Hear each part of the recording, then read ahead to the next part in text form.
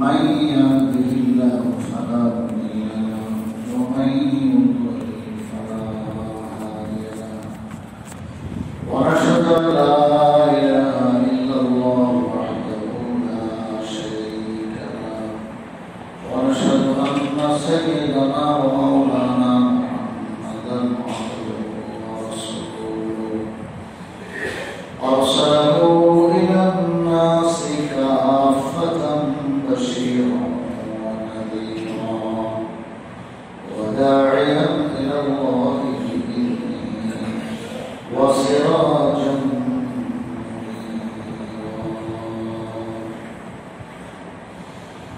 أما بعد فأعوذ بالله من الشيطان الرجيم بسم الله الرحمن الرحيم إن عدة الشهور عند الله 12 شهرا منها 4 حرم وقال رسول الله صلى الله عليه وسلم 3 متواليات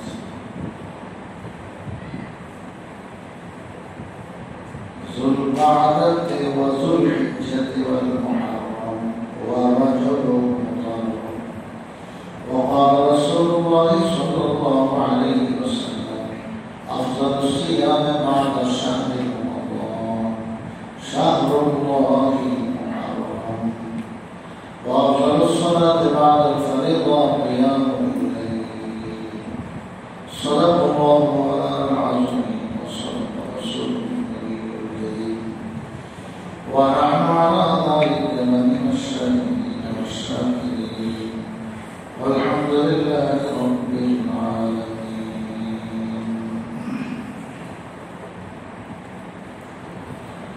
محترم معزز حاضرین الله رب العالمین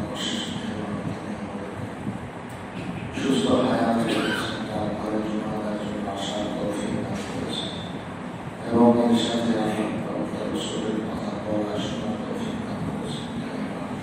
শুকরিয়া করি আলহামদুলিল্লাহ। 1442 মহরম মাস মহরমের 1 তারিখ থেকে শুরু হয়েছে, আজকে হলো 8ম,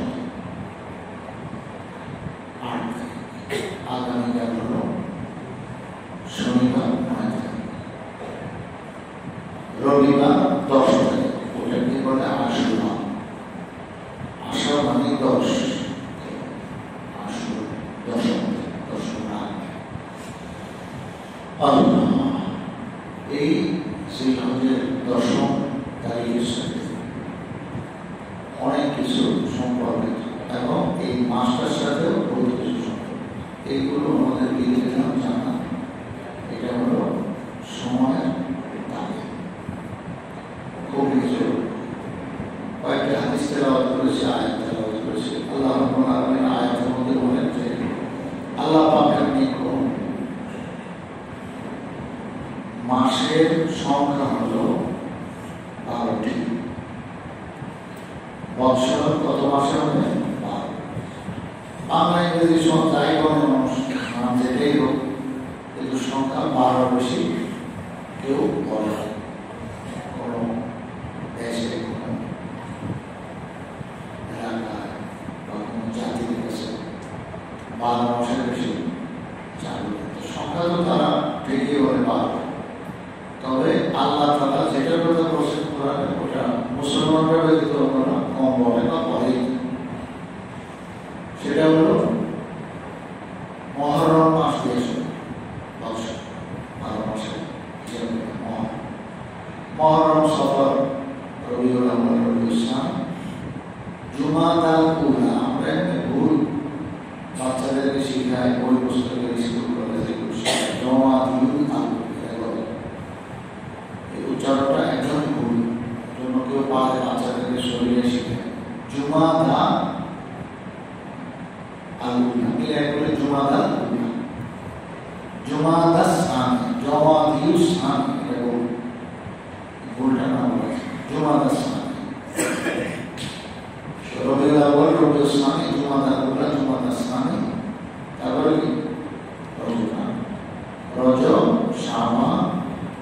এরপরে রমজান মাস, এটা তো একবার মুসলমানরা এই শব্দ খুব রমজান রমজান বলতে বলতে বছরে একবার আসে রমজান, প্রতিদিনই রমজান রমজান রোজা রোজা এগুলো বলতে থাকি। তো ওটা হলো রমজান। এরপরে শাওয়াল, জিলহজ, জিলকাদা, জিলহিজ্জা, এটা বেশি শুদ্ধ হতো, কিন্তু জিলহজ হইল তো এটা কত অশুদ্ধ হবে, এটা চলবে। জমাতিউল্লাহ এটা ভুল। ওটা বাচ্চাদেরকে আপনারা সঠিকটা শেখাবেন। কেউ যদি স্কুলের টিচার হিসেবে থাকেন, কাজ করেন, আমার এই কথা আপনার আওয়াজ কানে পৌঁছে, তো আপনি এটা সংশোধন করবেন। তো এই জন্য ভুলটা আমার নাম যান। এই হলো মোট 12টা মাস, এই নামগুলো শরীয়তে আসছে। রাসূল আকরাম সাল্লাল্লাহু আলাইহি ওয়াসাল্লাম যুগের থেকেই আমাদের কাছে এগুলো প্রচলন আছে, আগেও এগুলো ছিল। কিন্তু ইসলাম আসার পর এগুলো একদম স্থির করে দেওয়া হয়েছে নামগুলো। এই নামের আর পরিবর্তন করা যাবে না, এবং সিরিয়ালও পরিবর্তন করা যাবে না। জাহিলি জমানার লোকেরা মাসের সিরিয়ালও পরিবর্তন করে গেছে। মহরমকে বলে সফর, সফর বলে মহরম, দিনও কি বদলা যায়।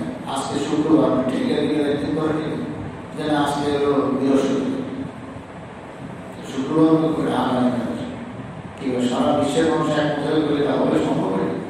সময় কি বদলাতে পারে, এটা আল্লাহ তাআলা যেটা যে বার হিসেবে নির্ধারণ করেছেন ওই বারই থাকে, এটা কোনো পরিবর্তন করা যায় না। তো আল্লাহ তাআলা এই 12 মাসের মধ্যে কিছু বিধিবিধান আছে। 3টা মাস আছে, ওটা হলো আশহুরে হজ, হজের মাস, যেটা গত হয়ে গেছে। ঈদ উল ফিতর থেকে শুরু হয়ে শাওয়াল মাস পুরাটা, জিলহজ পুরাটা 10 দিন যায়।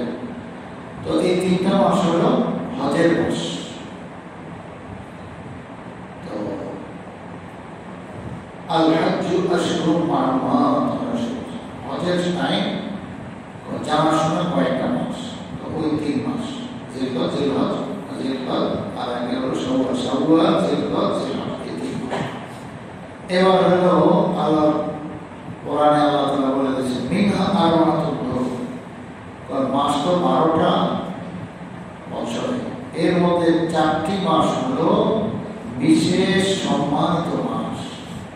হুরুম মানে সম্মানিত।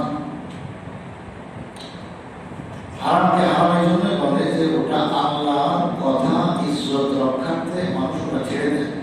আল্লাহ নিষেধ করেছেন, তো আল্লাহর কথা রক্ষার্থে, আল্লাহর কথা সম্মানার্থে যেহেতু কাজটা ছেড়ে দেয়, যেমন সুদ খেতে আল্লাহ মানা খাবেন, তো এটাকে হারাম বলে। হারাম মানে হলো এখানে আল্লাহর কথা সম্মান প্রদর্শন করা, তো ওটাকে হারাম বলে। হারাম শব্দের কিন্তু হারাম, এই জন্য তো মসজিদে হারাম হবে, বাইতুল্লাহ শরীফের মসজিদ কিনা মসজিদে হারাম, হরম শরীফ বলে। এর অর্থ কি? সম্মান, সম্মানিত জিনিস। আর মসজিদে হারাম মানে সম্মানিত মসজিদ। দুনিয়ার সব মসজিদে সম্মানিত, কিন্তু ওটা বিশেষ সম্মানিত, এই জন্য ওটাকে মসজিদে হারাম বলে, এবং পুরো এরিয়াটাকে হরম বলে। হরম মানে সম্মান, তো সম্মানিত জায়গা। মিনহা আরবাআতুন হুরুম, আল্লাহ তাআলা 4টা মাসকে বলেছেন সম্মানিত মাস। এখন এই 4টা মাস কি কি? আল্লাহ রাসূল বলেন সালাসুন মুতাওয়ালিয়া, 3টা বছর লাগাতার পড়ার সুবিধা, মনে রাখার সুবিধা। সেটা হলো এই বর্তমান মাস দিয়ে শুরু, মুহররম, তারপর ধারাবাহিক 3 মাস, না 3 মাস না, কি বলে আগের থেকে 2 মাস। মুহররম হলো এটা বছরের যদিও শুরু, কিন্তু গণার সুবিধার জন্য অধিক থেকে 2 মাস, অর্থাৎ জিলহজ, জিলহজ আর মুহররম। তাহলে জিলহজ, জিলহজ ওইটা হলো আগের বছরে, আর মুহররম পরের বছরে, নতুন বছর। কিন্তু বলার সুবিধার জন্য, সাহাবায়ে কেরাম মনে রাখার জন্য, উম্মত যাতে স্মরণ রাখে, এই জন্য বলছেন সালাসুন মুতাওয়ালিয়া, 3টা মাস হলো লাগাতার, অর্থাৎ জিলহজ, জিলহজ, মুহররম, এই 3টা মাস হলো সম্মানিত মাস। একেবারে আশহুরে হুরুম, সম্মানিত মাস। তাহলে এখন যে মাস আছে মুহররম মাস, এটা হলো সম্মানিত মাস। এটা মুহররমুল হারাম বলে। মুহররম মানে সম্মানিত, যা সম্মান করা হয়েছে। হারাম মানে সম্মান, মানে সম্মান, সম্মান। এত সুন্দর নাম শরীয়ত ভিডিওতে দিয়েছে। আবার আল্লাহ রাসূল এটাকে বলছে শাহরুল্লাহ। কি বলছে এটাকে? শাহরুল্লাহ, আল্লাহর মাস। দেখেন কোন মাসকে আল্লাহর মাস বলে না। মুহররম মাস বছরের প্রথম মাসটা, এটাকে আল্লাহ তাআলা মাস বলা হয়েছে। রাসূল বলেছেন শাহরুল্লাহ মুহররম, আল্লাহর মাস, মুহররম মাস কি সেটা বাকি কথা পরে বলতেছে। তাহলে এই তিনটা মাস জিলকদ, জিলহজ, মুহররম, এই তিনটা মাস হলো লাগাতার সম্মানিত মাস। 2 মাস আমাদের থেকে চলে গেছে। ওই 2 মাস কিন্তু একদিকে হজেরও মাস, শাওয়াল সহ 3 মাস, তাহলে জিলকদ, জিলহজ এটা হজেরও মাস, আবার এদিকে সম্মানিত মাস আর শহীদ গরমের অন্তর্ভুক্ত। আর মুহররম এটা হজের মাস, এটা হলো মুহররম সম্মানিত, আর 4 যে মাস আছে তার একটা। তো হিসাব বেশ লাগাই না, ওদিকে 3 মাসের হিসাব একটা, আর এই জিলকদ, জিলহজ, মুহররম সবাই 3 মাস, এটাকে আর হিসাবে রাখা হয়, সেটা হলো সম্মানিত মাস। এখন 4 বছর হলে আরেকটা রয়ে গেছে, আরো বাড়াতো হলো বলছেন আল্লাহ তাআলা যে 4টি মাস হলো সম্মানিত। আরেকটি মাস কোনটা? ওটা আল্লাহ রাসূল বলছেন ওয়া রাজাবু মুদার। মুদার গোত্র ছিল একটা আরবে, তারা এই যে 3 মাস বললাম, হজের মাস 2টা আছে, আবার একটা মুহররম মাস, 3টা অনেক সম্মানিত মাস। এগুলোর সম্মান তারা কতটুকু বজায় রাখতো না রাখতো, কিন্তু রজব মাসে খুব বেশি সম্মান। এই জন্য আল্লাহ রাসূল বলেন ওই যে রজব মাস, কোন রজব মাস? ও ওই যে মুদার গোত্র, মুদার নামক গোত্র, ওরা যে মাসটাকে খুব বেশি সম্মান করে ওই মাসটা। মানে এত ক্লিয়ার করে আল্লাহ রাসূল বোঝায় দিয়েছেন যাতে কেউ ভুল না করে, উম্মতের কাছে কথা গলত না পৌঁছে, খুব সাফ সাফ বলে দিয়েছেন। তাহলে রজব মাস এখন আর বোঝার মতো আমরা চিনিও না, বুঝলেন আমাদের দেশে তো আরবে, তো এখন বোঝার ইচ্ছা শেষ। তো এখন হলো রজব মাস, আমরা এটাই চিনি।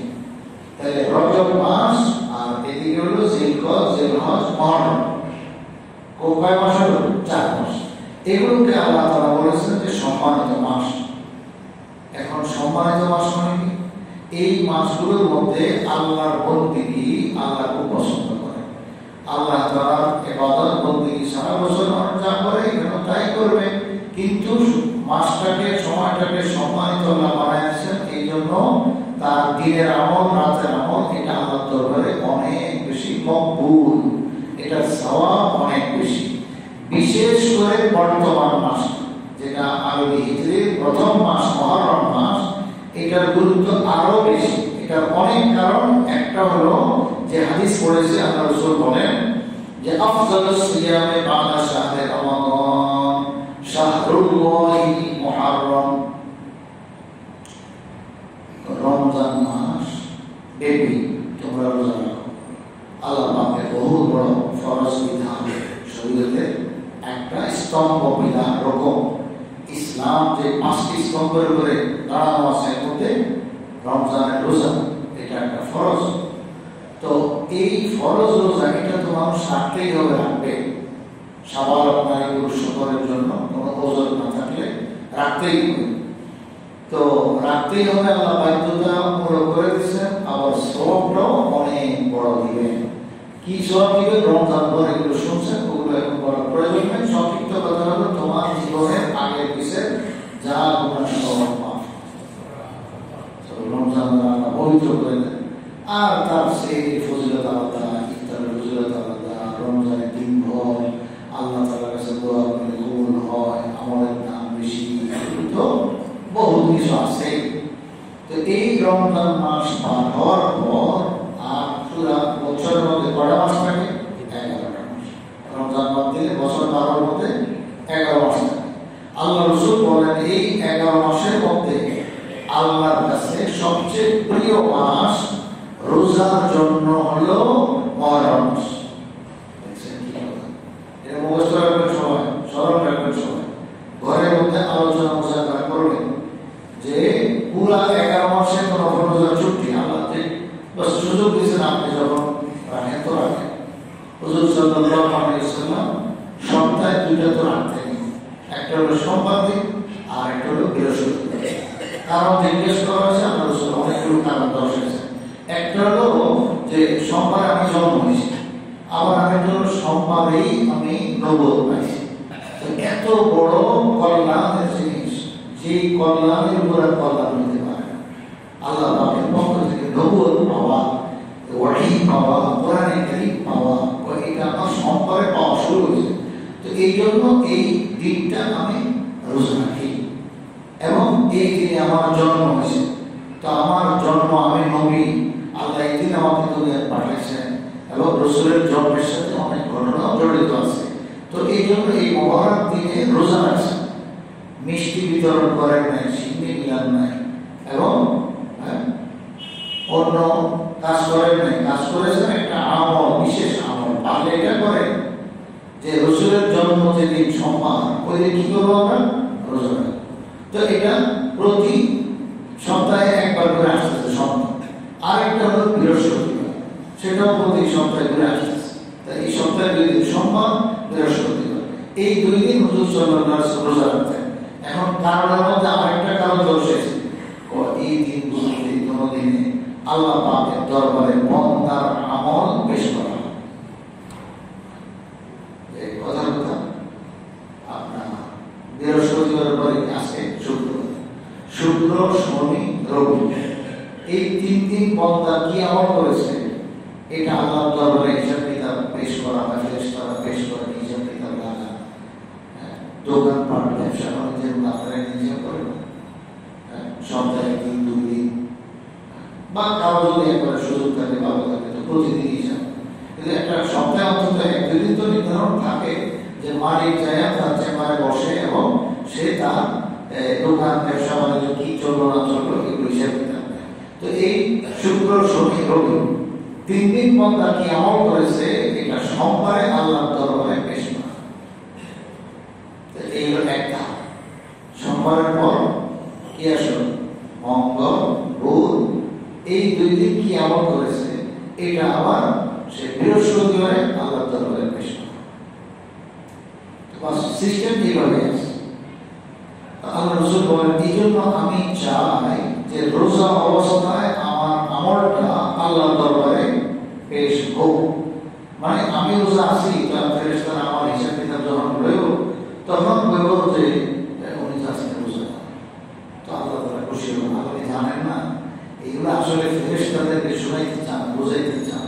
তো এদের সামনে এই আলোচনা করেন এবং মানুষের সম্মানটা দেখাইতেছেন যে দেখো এরা রমজানের ফরজ রোজা না, এই যে সোমবারে, বৃহস্পতিবার রোজা আছে।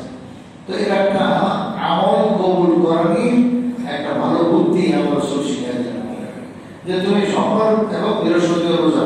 তো এটা হলো সপ্তাহে 2 দিন। শুক্রবারে বড় ফজিলতের দিন, এই দিন রোজা রাখতে নিষেধ নাই, রাখবে। কিন্তু শুধু শুক্রবার কেউ রোজার জন্য বাছাই করে নাও যে সপ্তাহে শুধু শুক্রবার রোজা রাখে, এটা রাসূল পছন্দ করে। বরং কি পছন্দ করতে? তুমি বৃহস্পতিবার রাখছো তো যদি শুক্রবার ফজিলত হাসিল করতে চাও তো বৃহস্পতিবার শুক্রবার অথবা শুক্রবার রাখছো তাহলে শনিবার রয়ে যাও।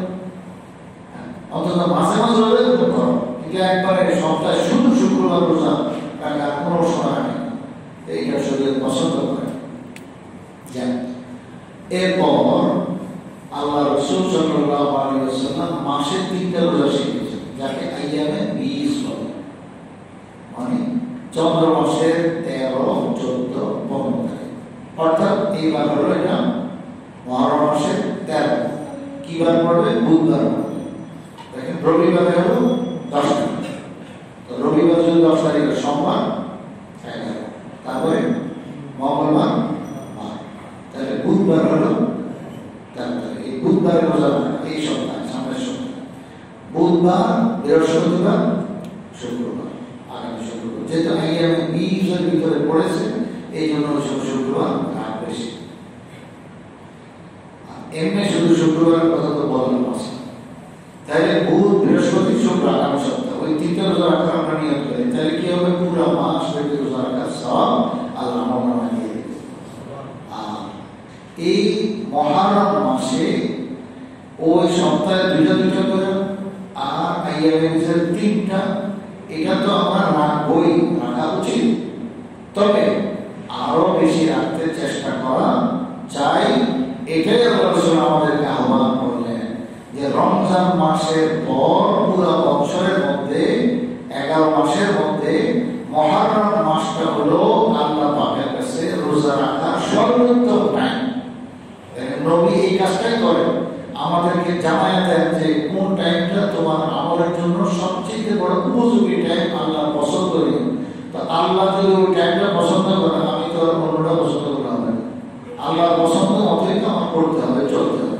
তো এই জন্য যারা নফল রোজা রাখার নিয়ত রাখেন, এরা এই মাসটা বেবি খুব রাখার চেষ্টা করেন না। আল্লাহ আমাদের সবাই তৌফিক দান করেন। এর মধ্যে হলো 10ই মুহররম, যেটা এখন রবিবার পড়লো, কালকের দিন পরে শনিবার। তো এই রবিবার যেটা 10ই মুহররম, ওই দিনে রোজা রাখার ব্যাপারে আল্লাহ রাসূল আরো অনেক গুরুত্ব আরোপ করেছেন। এই ব্যাপারে অনেক হাদিস আছে, টাইম কম, এগুলো সব কথা শোনা যাবে না, কিছু কিছু জরুরি কথা স্মরণ করা। এগুলো গত মহরমে বলা হয়েছে, আগেও বলেছে, সবসময় বলা হয়, কিন্তু মুশকিল হলো যে আমরা এমন গাফেল, এগুলো ভুলে যাই। তো এই জন্য আবার স্মরণ করা দিতে হবে। কিছু কথা শুনেন। 1 নম্বর হলো যে এই 10ই মুহররম, এই তারিখটা মদিনা শরীফ যাওয়ার পর, এটাই ছিল সর্বপ্রথম ইসলামের জন্য রকম হিসাবে, ইসলামের মূল খুঁটির স্তম্ভ হিসাবে ফরজ রোজা। এটাই ছিল একটা রোজা 10ই মুহররম। এরপরে যখন আল্লাহ তাআলা রমজানের বিধান দিলেন, মাস ব্যাপী রোজা রাখা, যেটা আমাদের গতকালকে তাফসীরও গেছে, এই রমজান এবং এর আগেও তাফসীর গেছে। এই রমজানের রোজা সম্পর্কে আল্লাহ তাআলা কোরআন শরীফের মধ্যে অনেক লম্বা আলোচনা করছেন, এটা 1.5 পৃষ্ঠারও বেশি মতো এত আলোচনা করেছেন এই রোজা সম্পর্কে, শুধু রমজানের রোজা। তো এটা আল্লাহ তাআলা হিজরতের 2য় বছর, নবীজি সাল্লাল্লাহু আলাইহি ওয়াসাল্লাম মক্কা ছেড়ে যখন মদিনায় হিজরত করে গেলেন, হিজরতের 2য় বছর এই রমজান মাস দিয়েছেন। রমজানের আগে দিয়ে আল্লাহ ঘোষণা দিয়ে দিয়েছেন। তখন ওই যে আশুরা একটা রোজা রাখা ফরজ ছিল, মুহররমের 10 তারিখ ফরজ ছিল, সেটা আল্লাহ রহিত করেছে যে এই বিধান এখন বাদ, 10ই মুহররম রোজা রাখতে হবে। কথা শেষে উদ্দেশ্য রোজা তুলে বাদ, এটা বুঝেন, মানে ওটার বদল আল্লাহ রমজান দিয়েছেন।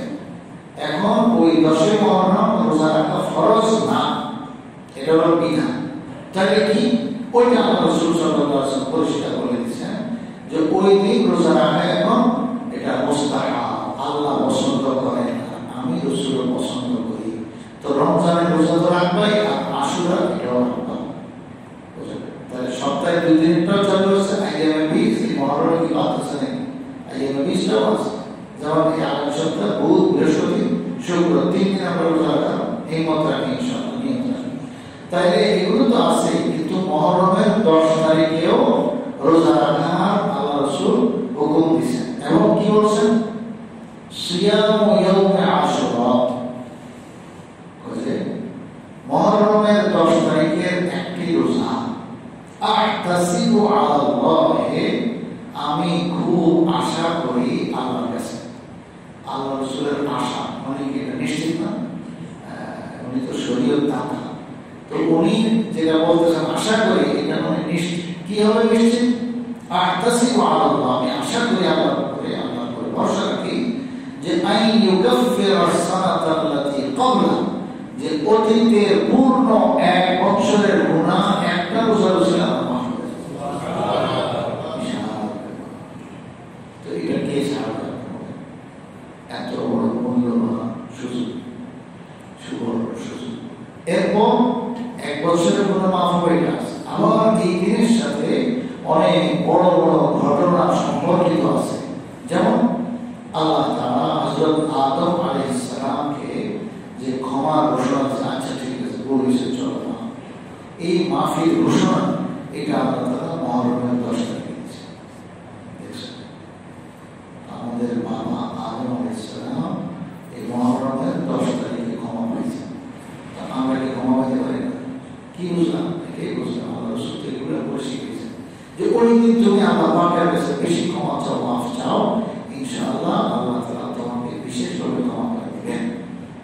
এই জন্য নিয়ত রাখি যে এই রবিবার আমরা রোজাও রাখবো এবং আল্লাহর কাছে তওবা ইস্তিগফার বিশেষভাবে করবো। এগুলো একটা। এরকম ভাবে এই 10 মহরমের সাথে আরো অনেক ঘটনা জড়িত। যেমন আল্লাহ পাক একদিকে কত রহমত ফজল করম মেহরবানি করেছেন, আরেকদিকে কাফের ও বেঈমানদের উপর আযাব নাযিল করেছেন। যেমন হযরত এরকম অনেক ঘটনা আছে, দুই একটা শুনে। হযরত মূসা আলাইহিস সালাতু ওয়াস সালাম যে দরিয়া পার হয়েছেন, এই ঘটনা কে, তবে কোন দরিয়া এটা নিয়ে মানুষের মধ্যে গল্প প্রচলিত আছে। তো গল্পটা আমি পরে বলবো, আগে সেটা বলি। এটা হলো লোহিত সাগর। লোহিত সাগর যারা ম্যাপ জানেন, সৌদি আরব আর মিশর দুইটার মাঝখানে বিশাল সমুদ্র আছে, এটাকে বলে লোহিত সাগর। ইংলিশে কয় রেড সি, রেড সি বলতে পানি কমানোর লাভ হলো আর বাংলায় বলে লোহিত সাগর। সাগর তো সাগরটা আজ আমরা চিন্তা করে দেখেন, ওই চিন্তা করে যে সাগর দেখেন এটাই লোহিত সাগর। তো এই সাগরটা আবার এটাকে আরেক নাম বলে পাহাড়ে কুলসুম। কুলসুম অর্থ গিলা ফেলা, বুঝতেছেন? ফেরাউনকে যেহেতু গিলা ফেলছে, শহর ডুবে পড়ছে, এই জন্য এটার নাম হয়ে গেছে কি পাহাড়ে কুলসুম। পাহাড় মানে সমুদ্র, কুলসুম মানে গিলা। তো গিল নেওয়ালা হজম করে ফেলছে, এদেরকে একটু খায় ফেলছে। শুধু ফেরাউনের লাশটা আল্লাহ তাআলা ইবরতের জন্য, মানুষের শিক্ষার জন্য লাশটাকে পানির উপরে ভাসায় দিয়েছেন, যে একটু দেখ দুশ্মনদের মরছে, মরটার মধ্যে শান্তি হলো। এবং আল্লাহ যে কি করতে পারে, হায় যে ফেরাউন যে শান শওকতের হুকুমত আর রাজত্ব দেখাইছে, এখন তো সেই বীরের মতো পড়ে দিচ্ছে, ইঁদুরের মতো। মরা তো দেখুন না রাস্তা কিনে থাকে, ওই রূপ পড়ে দিচ্ছে। কোথায় গেল তার এত ভাব, কোথায় গেল তার এত অহমিকা, কোথায় গেল তার এত শক্তি, কোথায় গেল তার এত ঠাটপাট, সব শেষ।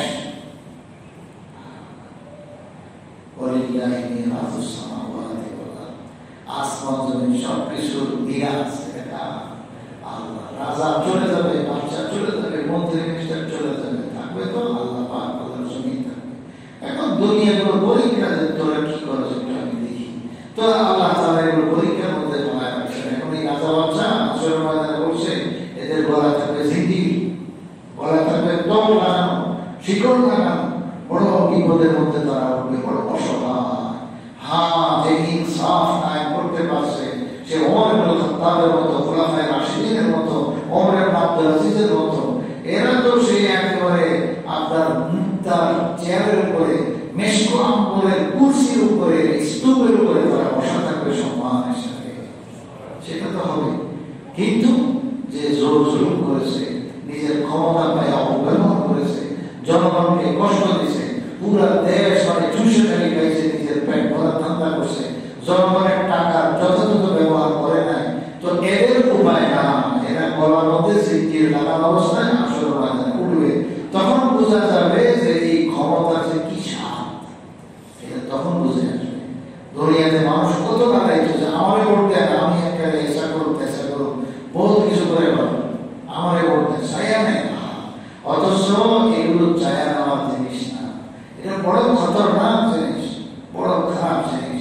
ক্ষমতা এটা খালি রাষ্ট্রের ক্ষমতা না, ছোট্ট ক্ষমতাও নিজে চাই না যে আমার এই কমিটির চেয়ারম্যান বা আমার সভাপতি বা এগুলো মানুষ প্রস্তাব আমি হোক, আপনি হবে, আপনি তো বিপদ কাঁদে রয়েছে।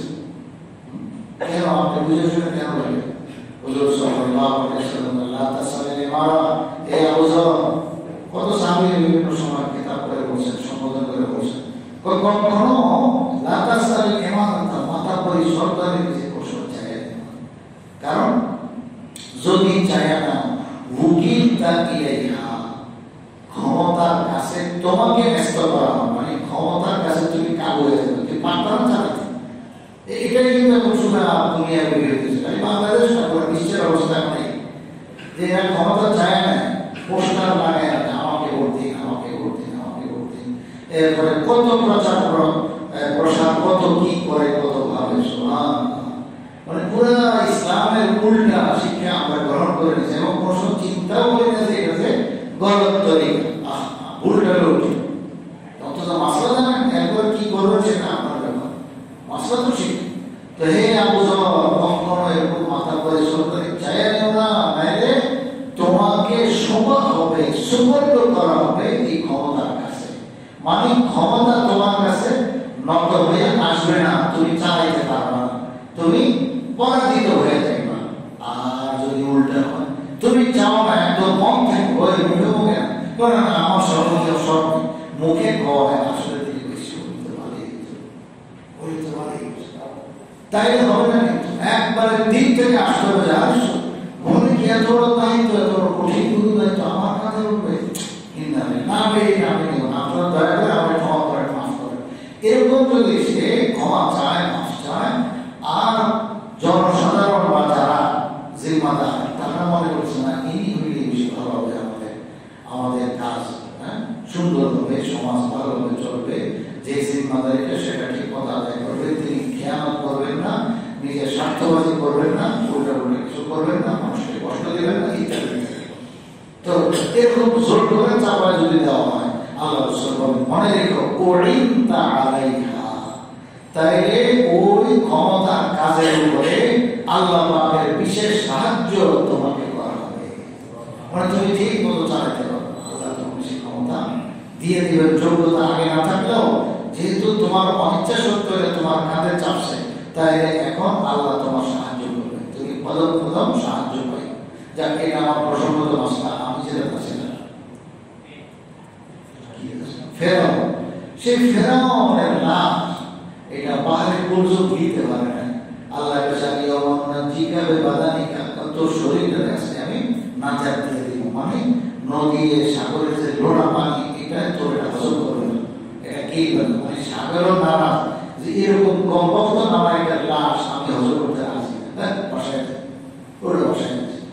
পরে এটা একদম আগে রয়ে গেছে, মমি করে ফিরে দিচ্ছে, এখন এগুলো দেখে সেই জন্য ফেরাও এখনো সেই সুটকি, ছবিতে দেখছে না, সুটকির মতো শুকায় রয়েছে। কি অবস্থা, বড় শিক্ষণীয় ঘটনা। এবং এই ফেরাউনের কাছে দৈনিক 2 বার সকাল সন্ধ্যা আল্লাহ পাকের আযাব আগুন দাউ দাউ করে তার শরীরে জ্বলতে থাকে, কিন্তু এটা কোনদিন মানুষ দেখতে পারবে না, চোখ দিয়ে চোখ দিয়ে দেখবে না। তবে ঈমান থাকলে কোরআনে আল্লাহ বলেছেন দেখতে সম্ভব, কোনদিন সম্ভব না। এখন লাশ ওখানে বলে আলো তো দেখা যাচ্ছে, এটাই তো ঈমান কিসের না। যদি মানুষ দেখা শুরু করতো তাহলে সারা দুনিয়া কাফের বেঈমান একজন থাকতো, সব মুসলমান হয়ে যেত, আর আল্লাহ তাআলা চান না।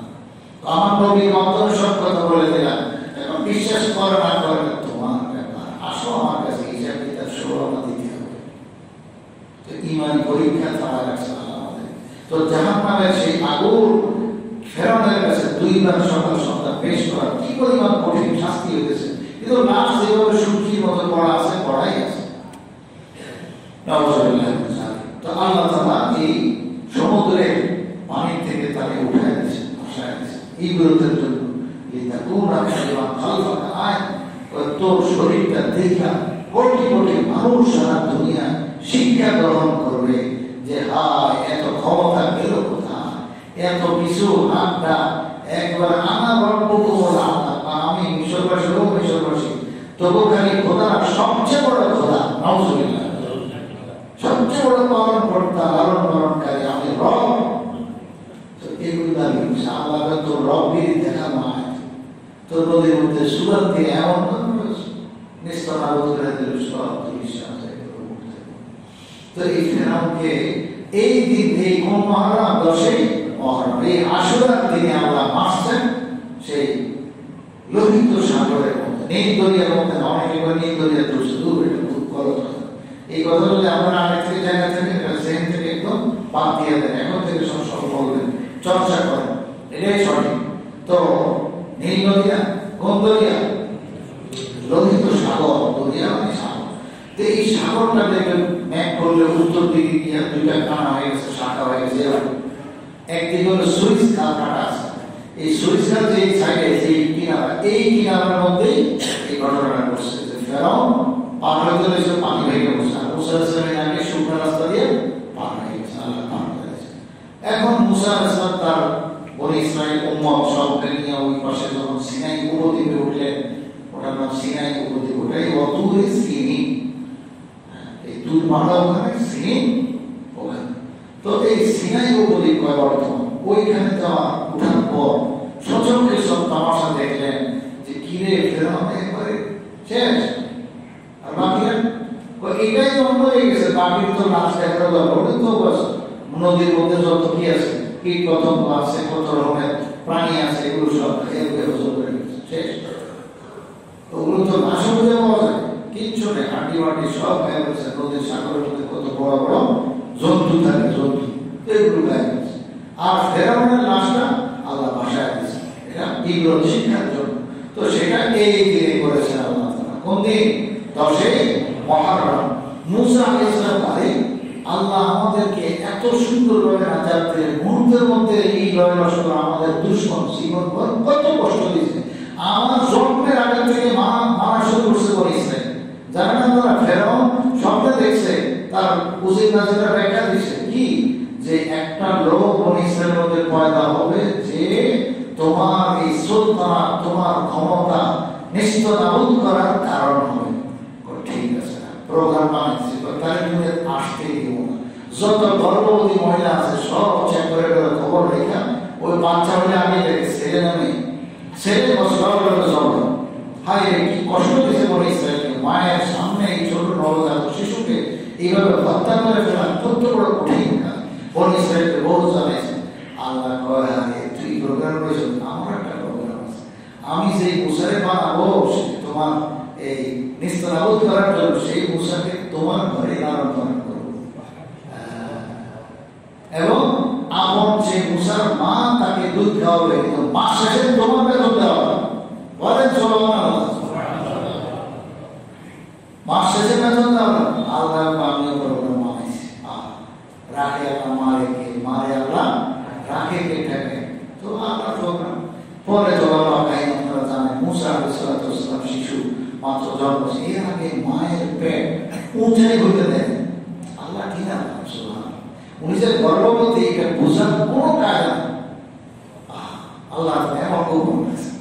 আবার ওনাকেও প্রকাশ করা নিষেধ করে দিয়েছে, যে ওনার পেটে বাবু আছে, উনি নিজেরটা নিজে অনুভব করে কিন্তু প্রকাশ করে নিষেধ। তো একবারে জবাব না, স্বাভাবিক আনতেছে, যখন সেই বাচ্চা প্রসবের টাইম হয়েছে, তো বাচ্চা প্রসব করছে, বাচ্চা কোনো ওয়া সিঙ্গারি মিলানি কিচ্ছু একদম নীরব চুপচাপ বাচ্চা তাকাইতেছে। এরপর আল্লাহ তাআলা অর্ডার দিয়েছেন, ওনার দিলের মধ্যে এমন ভাবে ঢালছেন, আল্লাহ যদি কোন দিকে সুরায় কারো দিন একদিন আগে করবে, আল্লাহ এমন ভাবে ঢালছেন অন্তরের মধ্যে সিদ্ধান্ত যে তুমি বাবুকে এক্ষুনি একটা সন্দুকের মধ্যে, সিন্ধুকের মধ্যে, একটা বক্সের মধ্যে আপনার কি না করে বক্সে কি করবে বাসাতে পানিতে, তো ওগুলোর মধ্যে এরকম বক্স বানায় নীল নদী, ওটাও নীল নদী, নীল নদীতে ছাড়তে গেছে। তো ছাড়লে কি হবে, বাস করছে 13 মধ্যে যায়, তাহলে আমার দিলের মধ্যে এটা ঢালছে। মুসা আলাইহিস সালাম মাহি প্রোগ্রাম মধ্যে বাস্তবায়ন করলেন, এরকম কাহিনী। এরপরে বাঁচতে বাঁচতে গেল কোথায়, ফেরাউনের সেই ঘাটে। তার ঘাট ছিল ওযু করা, গোসল করার ঘাট ছিল নীল নদী, তার বাসভবন সেই নীল নদীর পাড়ে। এখন বাঁচতে বাঁচতে আসছে দিদি আসিয়া, তার স্ত্রী, সে দেখছে আরে এ কি বাঁচতেছে, দেখি তো মানুষের এরকম মানে আচরণটা কিছু দেখলে, একটু ব্যতিক্রম কিছু দেখলে কৌতূহলী কি দেখি তো, এটা মানুষের আগ্রহ জন্ম। দেখি এরকম সুন্দর বক্স, কি খুলছে, দেখি বাবু, বাবুটা ভিতরে একদম হাওয়া করে খুশি হয়ে বাবু কে ছাড়লো, আমি বলতে পারবো না, খারাপ আছে কোমনা একবারে করে করে রয়েছে, দৌড় দিয়ে গেছে ফেরানোর কাছে, স্বামীর কাছে। আরে আমি তো ফোনা নিয়ে নাই, চলে দিয়ে একটা বাবু ফ্রি পাই গেলাম, হসপিটালে কি নেওয়া লাগে নাই, আবার বাচ্চারি গুলো ভালো লাগে নাই, এমনি পাই গেলাম, এই চলে এটা আমাদের একটা সন্তান হিসাবে হবে। ফেরাও প্রথমে তো কিছু ধমকটা বলছে, আমার সন্দেহ লাগে না আপনার দেখেন কথা ভিতরে আসতেছে, তো আসিয়ে বোঝায় তুই আপনার মাথা নষ্ট হয়ে গেছে, এই খালি এক কথায় এত সুন্দর আল্লাহ বলেছেন ওয়ালাকাইতু আলাইকা মাহাব্বাতাম মিন্নি ওয়া লিতুসনাআ আলা আইনি ওয়াজে মুসার চেহারার মধ্যে এমন মহব্বত ঢেলে দিয়েছে যে দেখে পাগল হয়েছে। এটা আল্লাহর কাম না, আল্লাহ কেমনে করে এমনি তো এমন মহব্বত ডালছে রে জবাই করা তো দূরের কথা, কল্পনা করো ভয় এত সুন্দর না মানে যেমন তাও শুরু হয়ে গেল আল্লাহ কালিয়া কুন লাহু আদুওয়া ওয়া হাসান ফাতালাহু আল ফিরআউন ইয়াকুন লাহু আদুওয়া ওয়া হাসান। খবর তো নাই নদী থেকে বক্স থেকে বালু করে নিয়ে গেছে, এটা যে ভবিষ্যতে তার পুরা সত্তর ডুবেটার কারণ হবে এটা তো তার খবর না। সবচেয়ে বড় দুশ্মনকে ফেরাউনের দুশ্মন মুসা আলাইহিস সালাম, যে মুসা আলাইহিস সালামের দুশ্মন ফেরাউন, তো কাজে সে তার নিজের দুশ্মনকে লালন পালন শুরু করছে। কি আদর মায়া করে, তাও কি লম্বা কাহিনী যে মাস শেষে বেতন দিত তাকে মুসা আলাইহিস সালামের মাকে, আবার দুধ খাওয়াইছে কি আল্লাহ হারাম আলাইহি ওয়া আলাইহি মারাদিয়া, কোন মহিলার দুধ খাওয়া আমি তাকে সুযোগ দেই। মুসাকে বলে দিয়েছে এই শিশু মুসা, খবরদার তোর মায়ের স্তন ছাড়া দুধ ছাড়া কারো দুধ মুখে দিবি না, আর ফিডার করা তো বাদ হয়ে আল্লাহ তোমার দেখবো ওই সময় ছিল তো কাজেই একবারে বাস নিজের মাইন্ডটাই গেল। এখন মাও তো হাত পা নাড়ায় ওই যে বউ এর মধ্যে আঙ্গুল দিয়ে রাখছে চুষতেছে, ওই ফায়সালা হওয়া পর্যন্ত আঙ্গুল চুষে চুষে খালি দুধ পায়, তো ওনার পেট ভরে যেত। সব কুদরতি মহাবাধা, কিন্তু এগুলো তো ফেরান বোঝে না। এখন তো তারা টেনশনে আছে এইভাবে কতক্ষণ রাখবো আমরা, দুধের ব্যবস্থা করতে। শেষ করতো মুসা আলাইহিস সালামের মাকে তালাশ করে লম্বা কাহিনী শেষ কথা হলো, মাকে তালাশ করে বের করেছে এবং মায়ের কাছে দিয়ে দিচ্ছে হেফাজতে করে তোমার হেফাজত। জানে না তো মা নাকি, কিন্তু উনি তো একবার মুখ তালা বলছে হ্যাঁ আমার বাচ্চা, আমি তো ব্যবহার করতে পারবো ইনশাআল্লাহ, দুধ খাওয়াইতে পারবো, তবে আমাকে মোটামুটি টাকা দাও। তাই মোটামুটি টাকা কত টাকা, এমন টাকা দাঁড়াইছে মনে করে সাধারণত বাচ্চাকে দুধ খাওয়ালে কথার কথা 5,000 টাকা দিত, কিন্তু উনি বলছে আমাকে 1 লাখ টাকা করে মাসে দিচ্ছে। এটার উপর ঠেকে কারণ উনি জানে ঘটনা আছে আজকে যা করবো তাই দিতে বাধ্য, কারণ আল্লাহ এই বাচ্চার জন্য সারা পৃথিবীর সব মহিলার দুধ হারাম করে গেছে, এই বাচ্চা খাবে ও খাই আমারটাই খাবে। এই জন্য কথার কথা 1 লক্ষ টাকা মানে ওই জমানার টাকা দিতাম দিনা, এটা শর্ত করে গেছে। মুসা ফেরাউন কি কম আছে, ফেরাউন আচ্ছা ঠিক আছে যখন অন্যদিকে আর দুধ খায় না তো হইল। তো এই সব কাহিনী আল্লাহ করাইছেন সব 10ই মুহররম। তো এই জন্য 10ই মুহররম এই ঘটনা আল্লাহ তাআলা এগুলো মুসা আলাইহিস সালামের জীবনের সাথে অনেক কিছু সম্পৃক্ত রাখছেন। অনেক নবীদের তওবা এবং নবীদের কিছু ত্রুটি বিচ্যুতি মানুষ হিসেবে যেটা হয়েছে আল্লাহ তাআলা ক্ষমা ঘোষণা দিয়েছেন এই 10ই মুহররম। এবং এই ফেরাউনের যে কাহিনী শেষ পর্যন্ত যেটা হচ্ছে 10ই মুহররম, মুসা আলাইহিস সালাম যখন দেখলো তার দুশমন যে ছোট্টবেলা থেকে জন্মের আগে থেকে কষ্ট দিয়ে আসছে, সে আজকে একদম লয় লসক শুদ্ধ খতম, উনি আল্লাহ শুকরিয়া হিসাবে রোজা রাখছেন।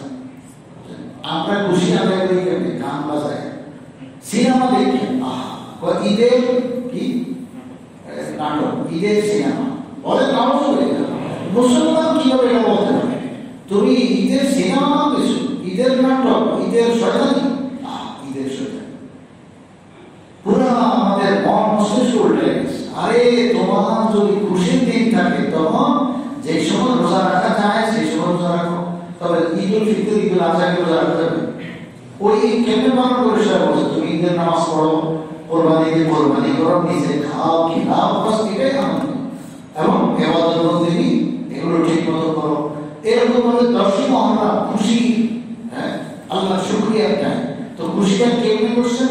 মুসা আলাইহিস সালাম রোজা রাখছেন, নিজের পুরো কওমকে রোজা রাখতে বলেছেন শুকরিয়া হিসাবে।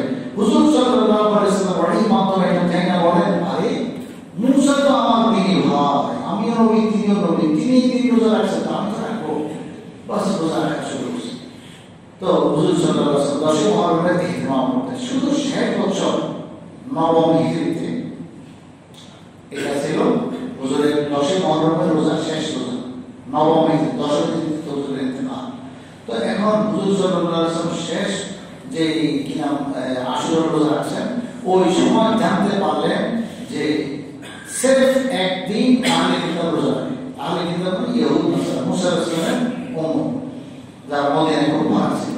তো এরা শুধু 10ই মুহররম রোজা রাখে।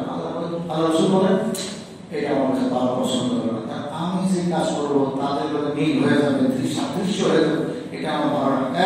আমার সাথে খেয়াল রাখবেন, যদি আল্লাহ আমাকে আগামী মহররমের 10 তারিখে বাঁচায় রাখেন, তাইলে আমি শুধু মহররমের 10 তারিখ রোজা রাখবো না, সঙ্গে আরেকটা রাখবো, 9-10 অথবা 10 তারিখে রাখলে 11। তো বেশি উত্তম হলো 9 তারিখ রাখা, যেমন আগামীকাল 9 তারিখ, এই আগামীকাল রোজা রাখাটা বেশি উত্তম। তার জন্য চেষ্টা করে আমরা চেষ্টা করবো আগামীকাল, এটাই বেশি ভালো, 9 আর হলো কি 10, এটা বেশি ভালো। আমরা আমি যদি শুধু 10 মহরম রাখেন কোনো কারণে, আপনার মেহমান আসে বা আগে থেকে প্রোগ্রাম ছিল, তাহলে ঠিক আছে আগামী আপনি রবিবারের পরের দিন রাখেন সম্ভব। তো হুজুর সাল্লাল্লাহু আলাইহি ওয়াসাল্লাম আকাঙ্ক্ষা পেশ করেছেন, কিন্তু পরবর্তীতে আর ওই আশুরা রসুল মান নাই। তবে রসুল যে আকাঙ্ক্ষা করেন এটাই তো সুন্নত ছিল, এই জন্য এটা সুন্নত, এখন আমরা এভাবে রাখতে পারি আমরা। তো এই হলো 10 মহরমের বিষয় দিয়ে দিলাম। আর যেগুলো শয়তানি আছে সেটা হলো 10 মহরমে হযরত হোসেন রাদিয়াল্লাহু তাআলা আনহু শাহাদাত হয়েছে। তো উনি যে শহীদ হয়েছেন, এটা কি ইসলামের বিধান 10 মহরম সন্ধ্যা আসার আগের ঘটনা না পরের ঘটনা? উনি 61 হিজরিতে শাহাদাত বরণ করেন। তো 61 হিজরি তো এরকম কত পরে কারবালার ঘটনা। তো 61 হিজরি পর্যন্ত কি শহীদ ছিল না? 61 হিজরি পর্যন্ত 10 মহরম ছিল না? এই 10 মহরমের ফজিলত যা আছে এটা আগে থেকেই প্রমাণিত, এগুলো আগে থেকেই আছে। হ্যাঁ, হযরত হুসাইন রাদিয়াল্লাহু তাআলা আনহু এই পবিত্র তারিখে শাহাদাত বরণ করার কারণে এই 10 মহরমের গুরুত্ব আরো এসাফা হয়েছে, বরং ওনার এই শাহাদাতটা অনেক দামি হয়ে গেছে। যে দামি সময়ে সে শাহাদাত বরণ করেছেন, তিনি জান দিয়েছেন দ্বীনের জন্য, এই জন্য ওনার শাহাদাতটা সার্থক হয়ে গেছে, দামি হয়ে গেছে। তো এটা তো ওনার শাহাদাত মর্যাদাপূর্ণ হয়েছে, কিন্তু ওই দিন শাহাদাত বরণ করার কারণে 10 মহরমের ফজিলত বাড়ছে, বিষয়টা এইটা বুঝতে হবে। সুতরাং এই 10 মহরম কেন্দ্র করে আছে হাই হোসেন হাই আসেনি কিছু, এবং ওই রাস্তাঘাটে দেখা যায় কি ছেলেগুলো কত বখাটে, কি আমি জানি কতগুলো ব্যক্তিগত বেহুদা পোশাক, মানে ও বিরাট বিরাট সুরিয়া তরবারি হাই হোসেন, এমন পিঠা লাগাইব না তারা ফেরেশতা পিঠা লাগাইতে আছে। খালি এরা দুনিয়াতে নিজাম না দেখে আল্লাহ করে না, রাতে আল্লাহ তারা সহ্য করতেন। এত ঠান্ডা গাছ দুনিয়া তারা একটা হইতে পারে, তুমি এনে বসে বসে হায় শুনবে, এটা তৈরি না। তুমি ওই দিন 10 মহরম রোজা রাখো, এবং হোসেন রাদিয়াল্লাহু আনহু শাহাদাত বরণ করেছেন, তোমার যদি স্মরণ হয় তুমি অবশ্যই দোয়া করবা। কারণ ইতিহাস তোমার স্মরণ হলে জালেমদের জন্য তুমি কি করবো, তাদের আমরা মাফ করবো, এটা হইতে বছরে কই আর বদ্ধ হয় না। কিন্তু যারা মজলুম তাদের জন্য তুমি মাগফিরাতের দোয়া করো, তারা যারা বুলন্দির দোয়া করো, সেটা তুমি করো, ইসলামে সওয়াব করো। কিন্তু এই গরম তরিকায় কোনো কিছু করা যাবে না। এগুলো আমাদের সমাজে একটা বিশাল বড় রসম, এবং এগুলো ইরান থেকে আসে। কোন দেশ থেকে? ইরান। ইরানের লোকেরা অধিকাংশ হলো সব শিয়া। শিয়া মানে হলো আলী রাদিয়াল্লাহু আনহুর মহব্বতের অতি মহব্বতের দাবিদার। আসলে মহব্বত করে হলো আহলুস সুন্নাত ওয়াল জামাত, আমরা মুসলমানরা। এই মহব্বত দাঁড়িয়ে নেওয়া ঠিক রেখা, অর্থাৎ আল্লাহ রাসূলের পর খলিফা আবু বকর ছিলেন, একদম বৈধ খলিফা। এরপরে হযরত ওমর রাদিয়াল্লাহু খলিফা ছিলেন, তারপর ওসমান রাদিয়াল্লাহু খলিফা ছিলেন। এই তিন খলিফা সিরিয়াল মতো এইভাবে সঠিক ছিল, এটা ইসলামের সিদ্ধান্ত। আর চতুর্থ নম্বরে হযরত আলী রাদিয়াল্লাহু খলিফা হয়েছেন, এটাই সঠিক। এবং তিনি রাসূলের জামাতা হাসান হোসেনের বাবা, ফাতেমা রাদিয়াল্লাহু স্বামী।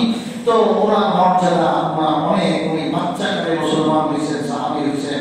তো এগুলো সব আপন জায়গায় আছে, আমরা ওনাকে অনেক মহব্বত করি। তবে খোলাফায়ে রাশিদিনের মধ্যে সিরিয়ার কয় নম্বর? 4 নম্বর। আর এই শিয়ারা কি বলতে চায়? আল্লাহ, এগুলো তো শুনলে আমার মাথা গরম হয়ে যাবে। এমন এমন কথা যে শিয়াদের দাবি হলো যে নাউজুবিল্লাহ আল্লাহ রাসূলের পরে সর্বপ্রথম খলিফা হওয়ার উপযুক্ত ছিল আলী। নাউজুবিল্লাহ কয় আলী কে বাদ দিয়ে আবু বকর জোর খলিফা হয়েছে। এরপরে যাও 2 নম্বরে হইতো, তাও ওমরের মসনদে জোর করে বসে গেছে। 3 নম্বরে যাও হইতো, হ্যাঁ ওসমান বসে গেছে। তো আলী আর পারল না। নাউজুবিল্লাহ কত বড় ইসলামের গোড়ায় আঘাত করেছে। খোলাফায়ে রাশিদিনের এই সিরিয়ার মধ্যে তাদের কি ইজ্জত করা, সম্মান করা, এটা শরীয়তের বিধান, ব্যতিক্রমটা করা যাবে না। ওরা আলীর মহব্বত দেখাইতে গিয়ে যে আলীর মহব্বত ইয়ালি ইয়ালি করে, এবং এমন কথা পর্যন্ত তাদের এক গ্রুপ বলে এই শিয়াদের, যারা বলে কি নাউজুবিল্লাহ নাউজুবিল্লাহ আবু বকর ওমর দুজন কাফের বলতাম। কত কোটি কোটি আস্তাগফিরুল্লাহ, যারা দ্বীনের আসল মানুষ, ইসলামকে টিকা রাখছে রাসূলের পর, সেই দুই খলিফা শেখাই করে বড় দুই মুরব্বী আবু বকর ওমর, এই দুইজনকে কাফের পর্যন্ত মর্তাদ পর্যন্ত তারা বলে নাউযুবিল্লাহ মিন যালিক, ইনাদের নাম নিয়ে নিয়ে গালি দেয়। তো এটা কি আলী মোহাম্মদের কি ভাই? আলী মোহাম্মদ এগুলো ইবলিস নাম, শয়তানি নাম। আরো কি বলে এমন মারাত্মক কথা শিয়াদের আকীদা, আসলে জিবরাইল আলাইহিস সালাম নবুয়ত হয়ে আইছিল আলীর কাছে, ভুলে গেছে তো মুহাম্মদের কাছে। আর কি করবে এরকম এমন এমন কথা। কিন্তু আমাদের বাংলাদেশের মানুষ, এই যে বিবি রওজার মানুষগুলো, এর কিছু সংগঠন আছে, এরা কোনো খুচরো নয়। এইসব যুবকদেরকে আপনাদের দায়িত্ব আপনারা বোঝাবেন, ধরে ধরে বোঝাবেন এই কথাগুলো তাদের কেন দেন যে এখানে কোন বিবি ফাতেমা, কই কোন ফাতেমা? ফাতেমা রাদিয়াল্লাহু আনহা জান্নাতুল বাকিতে, ওই এখানে বলে বিবি ফাতেমা। আচ্ছা বুঝলাম, বিবি রওজা। এরপর তোমরা এটা কি করো? 10 মহররম দিনও কই পাই না। তোমরা খবর রাখো না যে শিয়া কারা এবং তাদের আকীদা কি। এত গান্দা, আমি কিঞ্চিত বললাম, সময় পাই হয়তো বলতাম, অনেক টাইম চলে গেছে। তো এত গান্দা আকীদা নিয়ে তারা এই সমস্ত করে, আর তুমি এখানে বলছো হাই হোসেন, হাই হোসেন, আবার কি কোপ দেয়, রক্ত বাইতে না, এই করে সে হারাম। এগুলো না, এগুলোর কোনো সুযোগ নাই। এবং এই ধরনের মিছিল দেখলে আপনি এটাতে শরীর হল তো দূরের কথা, আপনি দিনে আমার কাছে কান্নাকাটি শুরু করে দেন, হায় আমার সমাজটা নষ্ট হয়ে গেছে এদের কারণে, আয় আল্লাহ এদেরকে হেদায়েত নসিব করো এবং পারলে তাদের